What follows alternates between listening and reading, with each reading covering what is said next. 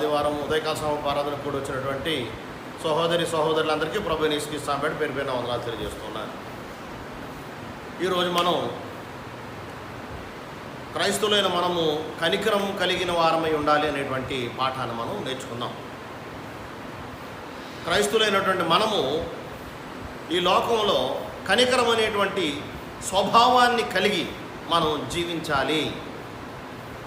ఎందుకు మనం క్రైస్తవులైనటువంటి మనము కనికరము గలవారమై జీవించాలి అంటే, దేవుడు అన్ని విషయాల్లో కూడా చెప్పినటువంటి మాట ఏమిటంటే, నాకులాగా మీరు ఉండండి, నాకులాగా మీరు ఉండండి, నేను పరిశుద్ధుడిని, మీరు నాకు పరిశుద్ధులుగా ఉండండి, నేను ప్రేమ స్వరూపిని, మీరు కూడా ప్రేమ కలిగి ఉండండి. అలాగే దేవుడు చెప్పినటువంటి మాట ఏమిటంటే నేను కనికరము కలిగినటువంటి వాడిని, మీరు కూడా కనికరము గలవారై ఉండండి అని తెలియజేసి ఉన్నాడు. మొట్టమొదటిగా మనం చూసేటువంటి సంగతి ఏమిటంటే, దేవుడు కనికరము కలిగినటువంటి వాడు. God is merciful. దేవుడు కనికరము కలిగినటువంటి వాడు. అంటే కనికరము, జాలి, దయ, కృప ఇవన్నీ కూడా దగ్గర మాటలే. కనికరం, జాలి, దయ, కృప, ఇంకేమన్నా అలాంటి సమానార్థాలు ఇచ్చేటువంటి పదాలు ఏమైనా ఉంటే అవన్నీ కూడా కనికరాన్ని చూపేటువంటి పదాలు అయి ఉన్నవి. కనికరం అనేటువంటి స్వభావాన్ని మనం కలిగి ఉండాలి. కనికరం అనే మాటకి వ్యతిరేకమైన పదం ఏమిటండి? కఠినత్వం, దయ లేకపోవడం, ఇలాగూ కఠినత్వం, దయ లేకపోవడం, అదేవిధంగా క్రూరత్వం, అదేవిధంగా కనికరం లేకపోవడం, ఇలాగ అనేకమైనటువంటి పదాలను మనం చెప్పుకోవచ్చు. క్రైస్తవులైనటువంటి మనము కనికరము గల వారమై ఉండాలి. కనికరం అనేటువంటి స్వభావాన్ని మనం కలిగిన వారమై ఉండాలి. కనికరము, జాలి, దయ ఇలాంటి మానవులకు సంబంధించినటువంటి దేవుడు మానవులు కలిగి ఉండమని చెప్పినటువంటి ఆ స్వభావాన్ని మనం కలిగి ఉండవలసినటువంటి వారమై ఉన్నాము. మనం మొట్టమొదటిగా మనం చూస్తూ ఉన్నాం, దేవుడు కనికరము కలిగినటువంటి వాడు. ద్వితీయోపదేశకాండం 4:31 చెప్పి ఉన్నాడు, నీ దేవుడిని యెహోవా కనికరము గల దేవుడు. దేవుడు ఎవరండి? కనికరము కలిగినటువంటి వాడు. నెహెమ్యా గ్రంథం 9:31 నీవు కృపా కనికరము గల దేవుడు అయి ఉన్నావు. 2 కొరింథీ పత్రిక 1:3 కనికరము చూపు తండ్రి. అదేవిధంగా యాకోబు పత్రిక 2:13 దేవుడు ఎంతో జాలియు కనికరము కలిగినటువంటి వాడు. దేవుడు ఎంతో జాలి కనికరం కలిగినటువంటి వాడు. అంటే దేవుళ్ళు ఉన్నటువంటి ఓ లక్షణం దైవత్వం, దైవ స్వభావం ఏమిటంటే, దేవుడు ఎలాంటి వాడండి? కనికరము గలవాడు, ఎంతో జాలి కనికరము కలిగినటువంటి వాడు. బైబిల్లో ఎంతో అనే పదానికి ఇప్పుడు దేవుడు లోకమును ఎంతో ప్రేమించాను అంటే ఎంతో అనే పదానికి పరిమితి లేదు, లిమిట్ లేదు. ఎంతైనా ప్రేమిస్తాడు, ఎంతైనా జాలి చూపుతాడు. అలాగే దేవుడు సంబంధించి ఇక్కడ కనికరానికి సంబంధించి ఏం వాడుతున్నాడంటే అండి, ఆయన ఎంతో జాలి కనికరము కలిగినటువంటి వాడు అని యాకోబు 2:13 ఉపయోగించి ఉన్నాడు. దేవుని యొక్క కనికరానికి సంబంధించి 2 విషయాలు మనం ఆలోచన చేయాలి. ఏమిటంటే, మొట్టమొదటిది ఆయన భౌతిక సంబంధంగానూ కనికరం చూపేటువంటి వాడు, ఆత్మ సంబంధంగానూ కనికరం చూపేటువంటి వాడు. అంటే దేవుని యొక్క కనికరం భౌతికంగానూ చూపెడతాడు, ఆత్మీయంగానూ చూపించాడు. భౌతికంగా అంటే అర్థం ఏంటంటేనండి, భౌతికంగా అనేటువంటి మాటను మనం ఎలా ఆలోచన చేయొచ్చు అంటే, దేవుడు ఈ భూమి మీద ఉన్నటువంటి మానవులందరినీ పోషిస్తూ ఉన్నాడు. ఈ భూమి మీద ఉన్న మానవులందరికీ ఆహారం పెడుతూ ఉన్నాడు. ఈ భూమి మీద ఉన్న మానవులందరికీ నీటినిస్తూ ఉన్నాడు, త్రాగడానికి నీటినిస్తూ ఉన్నాడు. ఈ భూమి మీద ఉన్నటువంటి మానవులందరికీ సూర్యునిస్తూ ఉన్నాడు. ఆయన నీతిమంతుడికి సూర్యునిస్తున్నాడు, అనీతిమంతుడి మీద కూడా సూర్యుడు ఉదయింపజేస్తున్నాడు.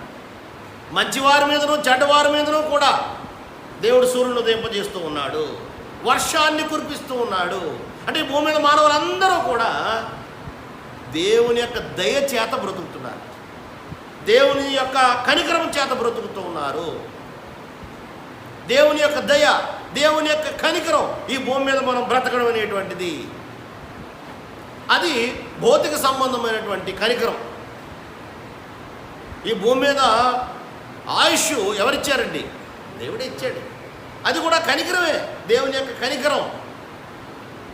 దేవుడు భౌతిక సంబంధంగా ఇశ్రాయేలుని కాపాడాడు, భౌతిక సంబంధంగా వారికి ఆహారాన్ని ఇచ్చాడు, వాళ్ళని పోషించాడు, వారికి బట్టలు ఇచ్చాడు, నీటినిచ్చాడు, మేఘస్తంభాన్ని ఇచ్చాడు, అగ్నిస్తంభాన్ని ఇచ్చాడు. ఇదంతా కూడా దేవుని యొక్క కనికరమే, కనికరమే, కనికరమే. అదేవిధంగా దేవుని యొక్క కనికరం, దేవుని యొక్క కనికరానికి సంబంధించి ఆత్మీయంగా మనం ఆలోచించేద్దాం.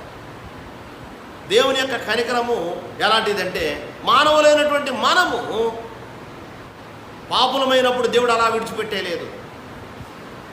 దేవుడు మనల్ని అలా విడిచిపెట్టకుండా తన ప్రియ కుమారుడైనటువంటి యేసుక్రీస్తుని, తన ఏకైక కుమారుడైనటువంటి యేసుక్రీస్తుని ఈ లోకానికి పంపించి ఉన్నాడు. అందుకని అంటాడండి, మీ దేవుని యొక్క మహాకృప, దేవుని యొక్క మహాప్రేమది యేసుక్రీస్తుని భూలోకానికి పంపించడం అనేటువంటిది. అంటే యేసుక్రీస్తుని భూలోకానికి మనల్ని రక్షించడానికి దేవుడు మనల్ని కనికరించి, మన మీద దయ చూపి, మన మీద జాలి చూపి, మన పట్ల తన యొక్క మహాకృపను కనుపరిచి యేసుక్రీస్తు వారిని ఈ భూలోకానికి పంపించి ఉన్నాడు. అదేవిధంగా యేసుక్రీస్తు వారు ఈ భూమి మీదకి వచ్చి మన రక్షణ కోసం మనకు బదులుగా ఆయన మరణించి ఉన్నారు.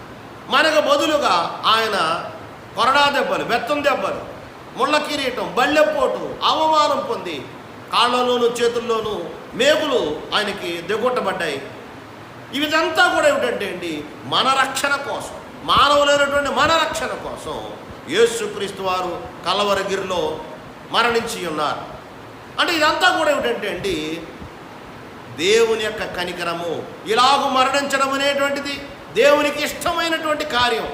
ఎందుకోసం అంటే అండి, మానవులైనటువంటి మనము రక్షించబడ్డానికి దేవుడు చేసినటువంటి గొప్ప కార్యమై ఉన్నది. ఇంతవరకు మనము దేవుడు కనికరం కలిగినటువంటి వాడు, అదేవిధంగా దేవుడు సంబంధంగా మనల్ని రక్షించడానికి మన పట్ల కనికరాన్ని చూపాడు అని నేర్చుకుని ఉన్నాం. దానికి సంబంధించి 2 వచనాలు మనం చూసినట్లయితే, 1 పేతురు పత్రిక 1వ అధ్యాయము 4వ వచనంలో అన్యులైనటువంటి మనము రక్షించబడ్డానికి దేవుడు కనికరము చూపాడు అనేటువంటి మాటను అక్కడ తెలియజేస్తూ ఉన్నాడు. 1 పేతురు పత్రిక 1వ అధ్యాయము 4వ వచనం, మనము అన్యులు, మనము దేవునికి దూరస్థులం అయిపోయాం, మనము అంజనమయ్యి నశించిపోయాం. మనం ఆ స్థితిలో ఉన్నటువంటి మనలను దేవుడు కనికరించాడు. మృతులలో నుండి యేసుక్రీస్తు తిరిగి లేచడం వల్ల జీవముతో కూడిన నిరీక్షణ మనకు కలుగునున్నట్లు, అనగా అక్షయమైనదియు నిర్మలమైనదియు వాడబారనిదియు నైన స్వాస్యము మనకు కలుగునట్లు ఆయన తన విశేష కనికరము చొప్పున మనలను మరలా జన్మింపజేసెను. ఆయన విశేష కనికరము చొప్పున మనలను రక్షించాడు దేవుడు అనేటువంటి విషయాన్ని అక్కడ తెలియజేస్తున్నాడు. అదేవిధంగా మరో వచనాన్ని మనం ఆలోచించేద్దాం. 1 పేతురు పత్రికే 2వ అధ్యాయం 10వ వచనాన్ని మనం చూద్దాం. ఒకప్పుడు ప్రజగా ఉండక ఇప్పుడు దేవుని ప్రజలైతిరి, ఒకప్పుడు కనికరింపబడక ఇప్పుడు కనికరింపబడిన వారైతిరి.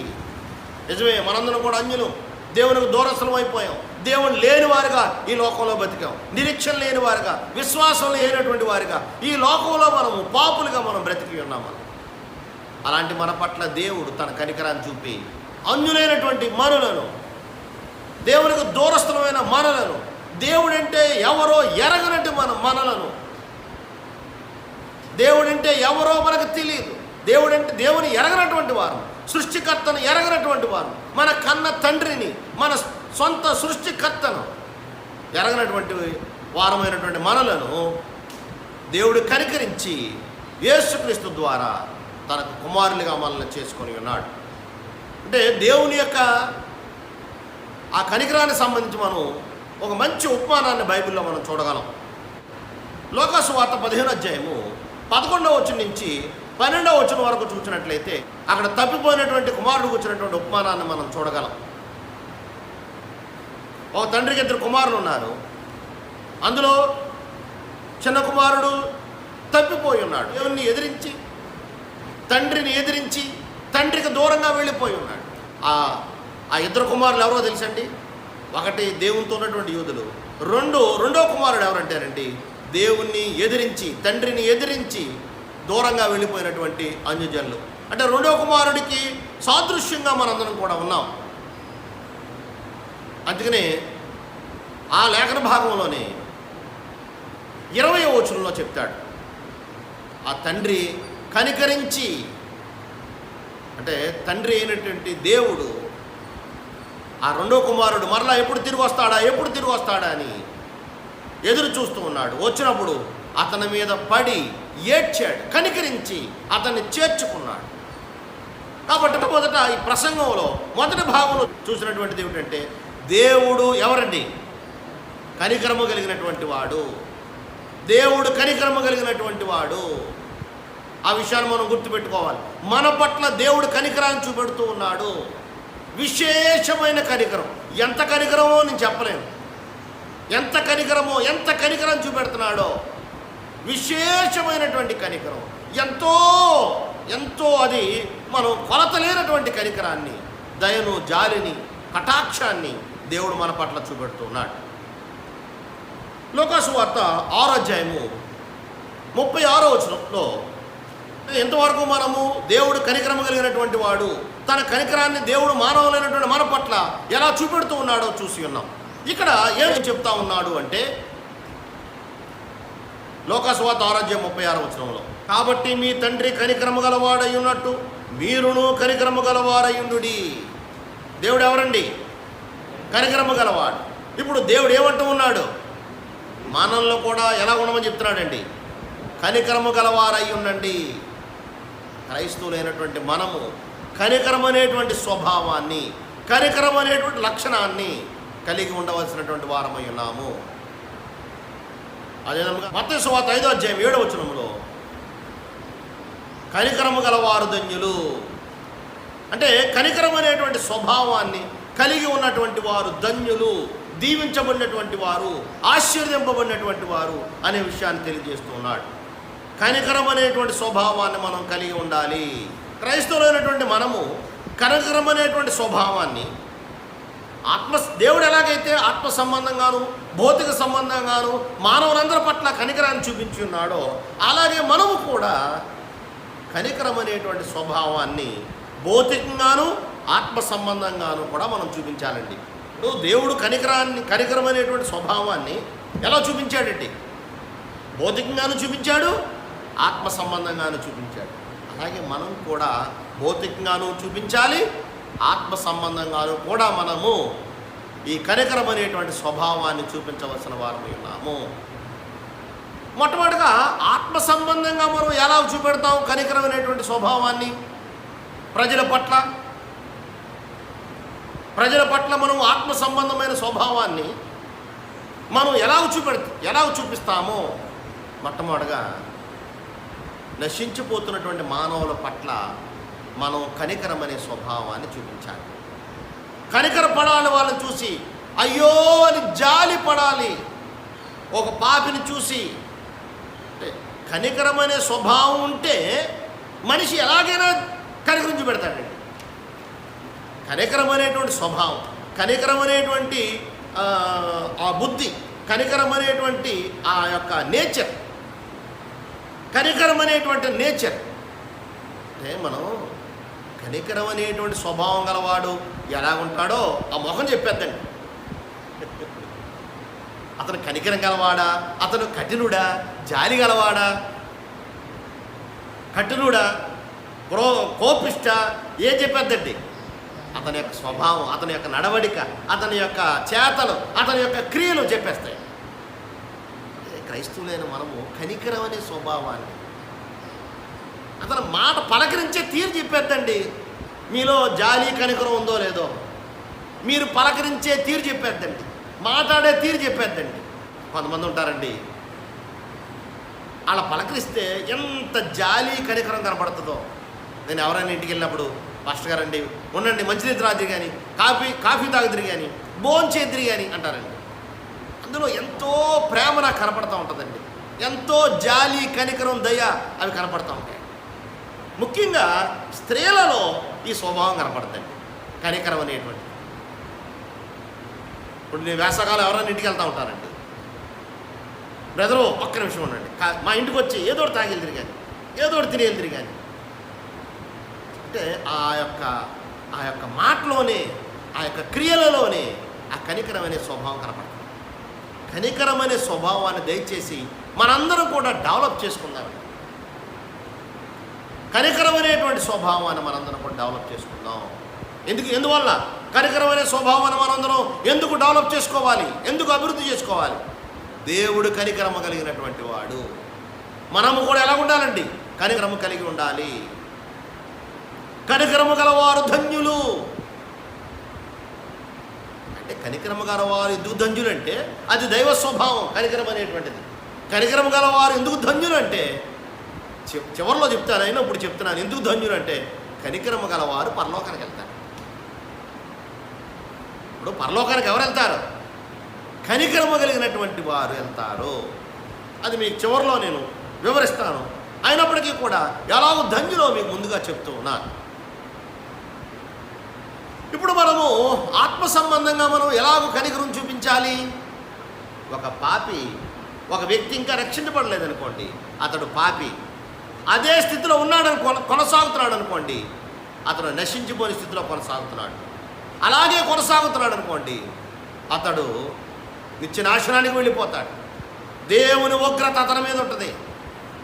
రక్షణ లేని స్థితిలో కొనసాగుతున్నాడు, ఆత్మీయంగా మరణించిన స్థితిలో కొనసాగుతున్నాడు.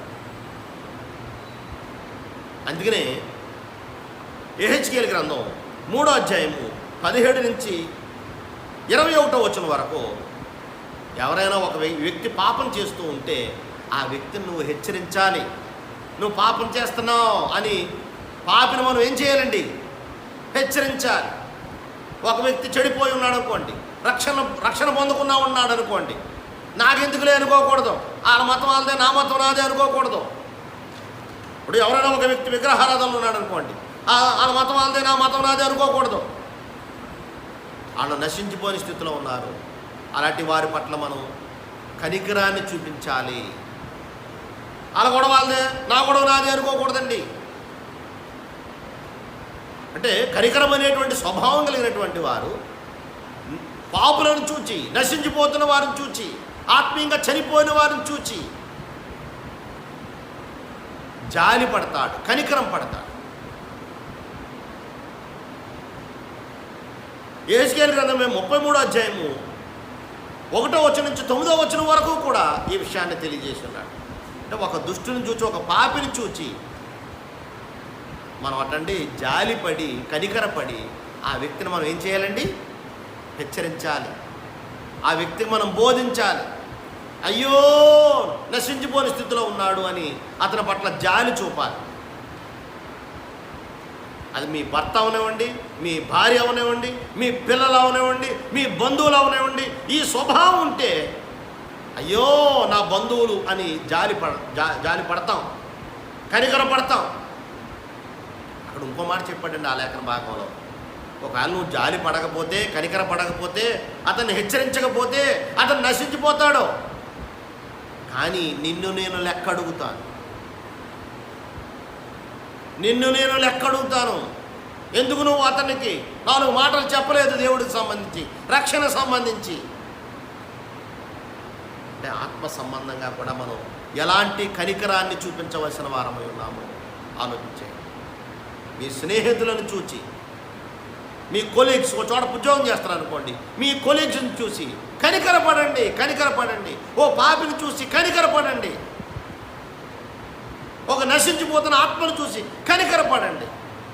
ఆ కనికరపడడం అనేటువంటిది ఎవరి స్వభావం అండి? దేవుని స్వభావం. ఆ కనికరమైన లక్షణాన్ని మనం డెవలప్ చేసుకుందాం, కనికరం అనేటువంటి స్వభావాన్ని. అంటే కనికరం అనేటువంటిది ఒక పాపి పట్ల మాత్రమే కాకుండా ఓ సహోదరుడి పట్ల కూడా మనకు ఉండాలి. ఎవరైనా ఒక సహోదరుడు, రక్షించబడినటువంటి ఒక సహోదరుడు సంఘ సభ్యుడైనటువంటి ఓ సహోదరుడు తప్పిపోతున్నాడు అనుకోండి, పరిస్థితులను బట్టో, పరిస్థితుల ప్రభావాన్ని బట్టో, ఏదో కారణాన్ని బట్టో అతను ఆరాధన మానేస్తున్నాడు అనుకోండి, తప్పిపోతున్నాడు అనుకోండి, పాపం చేస్తూ నీకు ఎక్కడైనా కనపడ్డాడు అనుకోండి, అలాంటి వ్యక్తి పట్ల కూడా నువ్వు కనికరాన్ని చూపించాలి. అలాంటి వ్యక్తి పట్ల నువ్వు కనికరాన్ని చూపించడం అంటే అర్థం ఏమిటంటేనండి, ఒక వ్యక్తిని, ఒక సహోదరుణ్ణి మరణము నుంచి తప్పిస్తున్నావు, అగ్నిలో నుండి లాగినట్లు లాగుతా ఉన్నావు, ఓ సహోదరుని నువ్వు తిరిగి సంపాదించుకుంటూ ఉన్నావు. అంటే మనము ఆత్మీయంగా పాపుల పట్ల కనికరాన్ని చూపించాలి. అదే విధముగా ఒక తప్పిపోతున్నటువంటి సహోదరు పట్ల కూడా, సహోదరి పట్ల కూడా మనం కనికరాన్ని చూపించాలి. ఎవరు ఎలా పోతే నాకెందుకు అని అనుకోకూడదు. ఎవరు ఎలా పోతే నాకెందుకు అనుకుంటే మనకు రక్షణ వచ్చినా, అన్యులైనటువంటి మనకు రక్షణ వచ్చినా,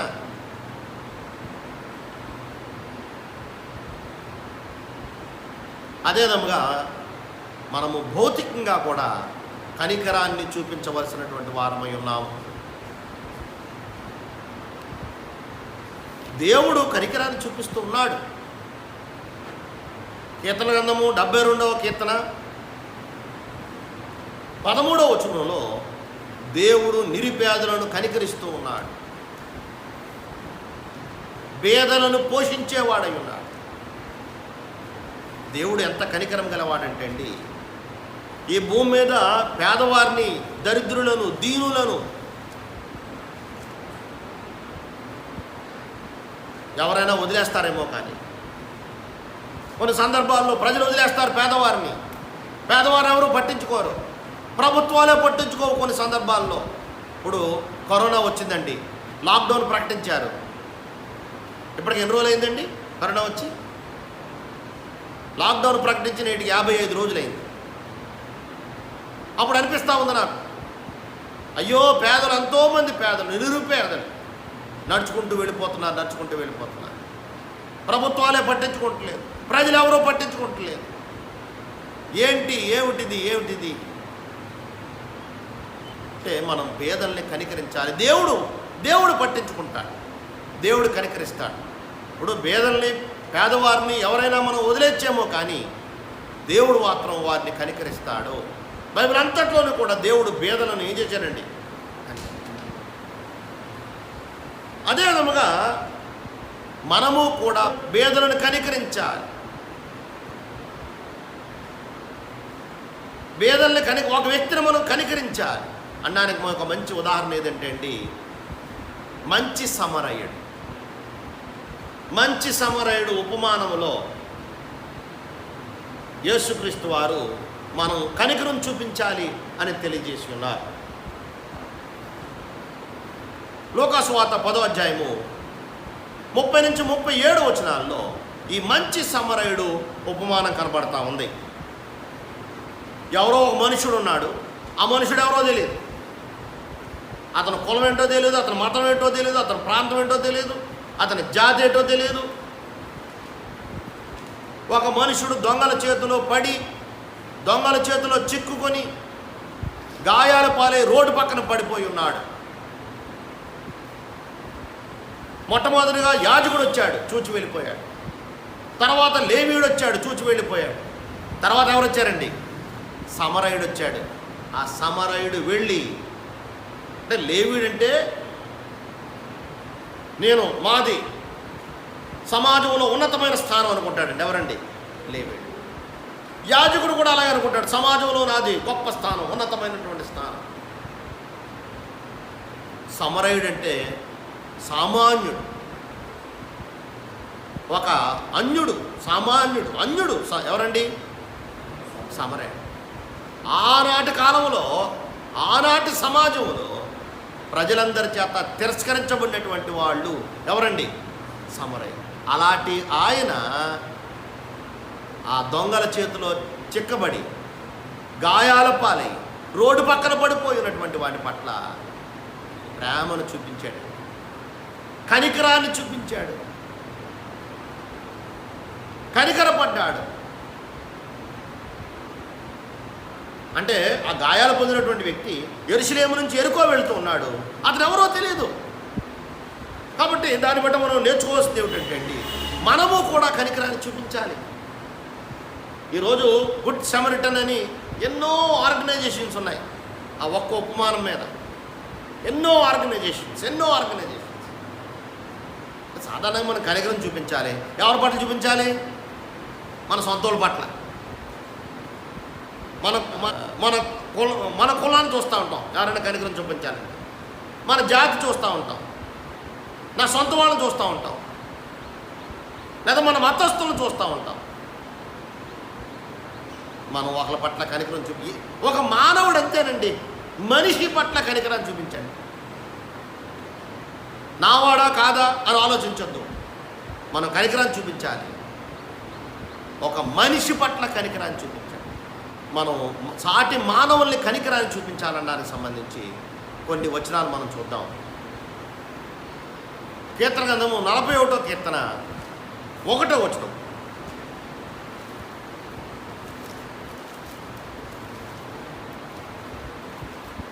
వేదలను కటాక్షించువాడు ధన్యుడు. వేదలను కటాక్షించేటువంటి వాడు ధన్యుడు. అక్కడ ఒక మాట అన్నాడండి, నువ్వు వేదలను కటాక్షిస్తే ఆపత్కాలమందు దేవుడు నీ మీద కటాక్షం చూపెడతాడు. ఆపత్కాలమందు యెహోవా వానిని తప్పించును. నిజంగా నువ్వు వేదల పట్ల కనికరాన్ని చూపెడితే, నీకు శ్రమ వచ్చినప్పుడు, కష్టం వచ్చినప్పుడు, దుఃఖం వచ్చినప్పుడు, ఆపత్కాలం వచ్చినప్పుడు దేవుడు నీ పట్ల కనికరాన్ని చూపి నిన్నేం చేస్తాడండి? తప్పిస్తాడు. దేవుడు ఆ వాగ్దానాన్ని ఇస్తున్నాడు. నీలో కనికరం అనే స్వభావం ఉంటే. సామెతల గ్రంథం 14వ అధ్యాయము 31వ వచనం.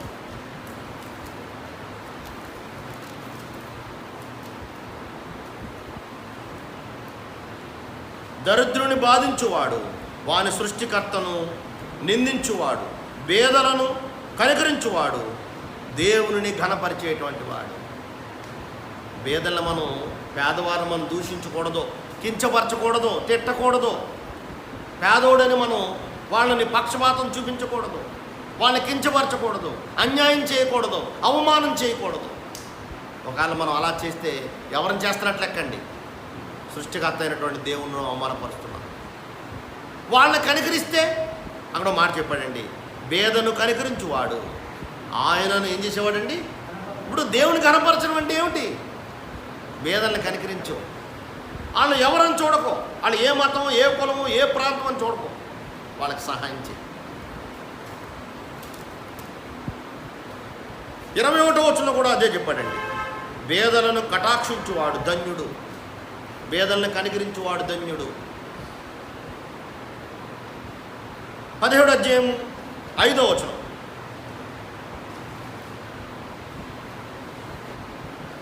పేదలను వెక్కిరించువాడు వారి సృష్టికర్తను నిందించువాడు. పేదలను నిందించొద్దు, కనికరించు వాళ్ళని నిందించొద్దు. 19వ అధ్యాయం 17వ వచనం.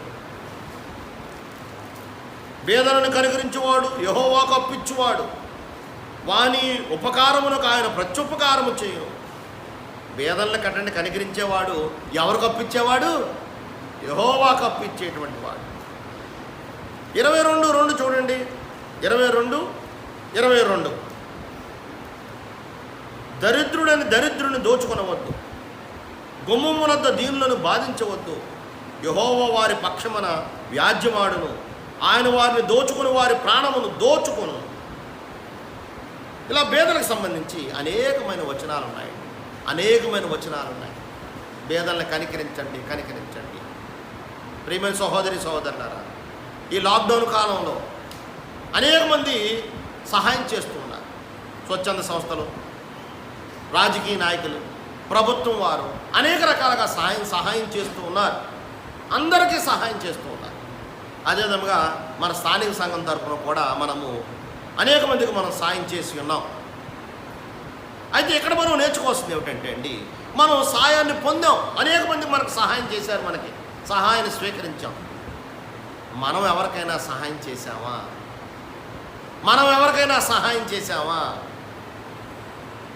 మనం ఎవరికైనా కనీసం ఎవరికైనా సహాయం చేద్దాం, ఒక రూపాయి అయినా సహాయం చేద్దాం, ఒక ముద్దైనా సహాయం చేద్దాం. నేను అక్కడక్కడ పేపర్లో చదువుతూ ఉన్నాను, ఎవరైనా సహాయం చేస్తూ ఉంటే తోసేసుకుని కొట్టేసుకుని సహాయాన్ని తీసుకెళ్ళిపోయి ఇంట్లో పెట్టేసుకుని దాచేసుకుని అది సరైనటువంటి కనికరం కాదు. అసలు కనికరమనే స్వభావం కాదు. ప్రియమైన సోదరులు కనికరం చూపెడతాం అంటే కొంతమంది ఏమంటారంటేనండి, నాకే లేదు, నేనెవరికి సహాయం చేస్తాను అంటాం. నీకు ఉన్నంతలోనే సహాయం చేయి. సారేపతి అనేటువంటి విధవరాలు తన దగ్గర ఏముందండి, ఏమీ లేదు, అయినా సరే తనకున్నంతలోనే సహాయం చేసింది. మొదటి రాజుల గ్రంథం 17వ అధ్యాయము 12వ వచనంలో మనం చూడగలం సారేపతి అనేటువంటి విధవరాలు ఎలాగ సహాయం చేసిందో.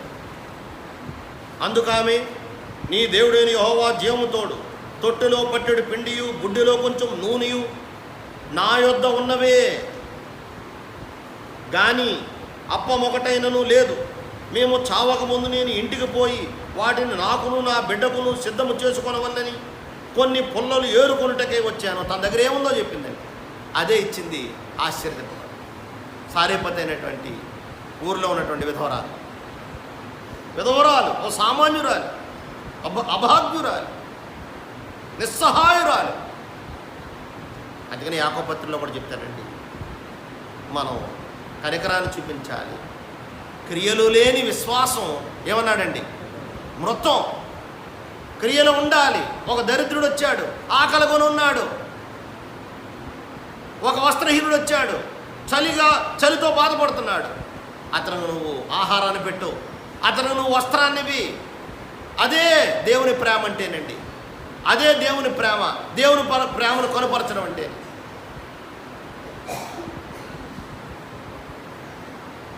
మనం కనికరాన్ని చూపెడదాం.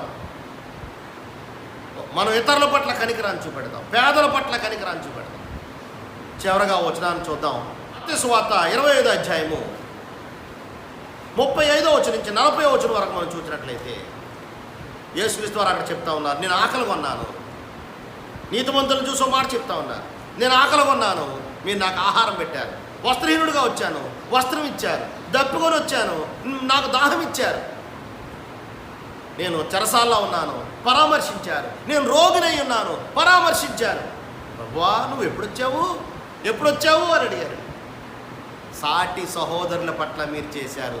అది ఎవరి పట్ల చేసినట్టండి, నా పట్ల చేసినట్టు అని యేసుక్రీస్తు వారు తీర్పు దినాన్ని చెప్తా ఉన్నారు. అందుకే నీతిమంతులను చూసి ఏమన్నాడంటే అండి, జగత్తు పునాది వేయబడినది మొదలుకొని సిద్ధం చేయబడినటువంటి ఆ దేవుని రాజ్యాన్ని మీరేం చేయండి, స్వతంత్రించుకొనడి, రండి అన్నాడు. అనీతిమంతులు ఏమన్నారండి, ప్రభు నువ్వెప్పుడొచ్చావు? నువ్వు సాటి సహోదరులకు మీకు చెయ్యలేదు, వాళ్ళు కనుపరచలేదు. వారిని ఏమన్నాడంటే, పొండి, నిత్య నరకాగ్నిలోకి పొండి. కాబట్టి ప్రియమైన సహోదరులారా, ఈ పాఠము ద్వారా ప్రతి వారము కనికరం అనేటువంటి స్వభావాన్ని క్రైస్తవులుగా మనం వృద్ధి చేసుకుందాం. కనికరం అనే స్వభావాన్ని మనం పెంచుకుందాం. ఆ కనికరం అనే స్వభావం కలిగినటువంటి వారే ఎక్కడికి వెళ్తారండి, పరలోకానికి వెళ్తారు. అందరికీ వందనములు.